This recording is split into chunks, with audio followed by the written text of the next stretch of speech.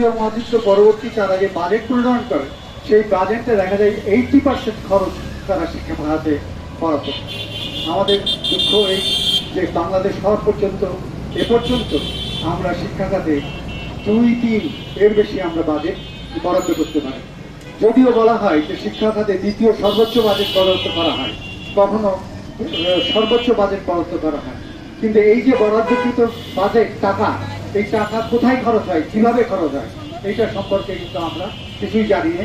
বরং আমরা দেখি যে শিক্ষকদের একটা নাজুক অবস্থা, যত দিন যাচ্ছে ততই শিক্ষকরা একটা নাজুক অবস্থার মধ্যে পতিত হচ্ছে। কাজেই আমরা যেমন শিক্ষা খাতে বরাদ্দ বেশি চাই, তেমন আমরা চাই যে এই বরাদ্দ খাত কোথায় কিভাবে এই বরাদ্দ ব্যয় হচ্ছে সে ব্যাপারে একটা স্পষ্ট নির্দেশনা কিংবা সে ব্যাপারে একটা স্পষ্ট ব্যাখ্যা।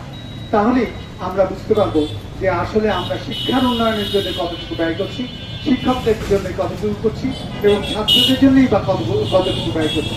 ছাত্ররাও কিন্তু শিক্ষা ব্যয়ের একটা অংশীদার।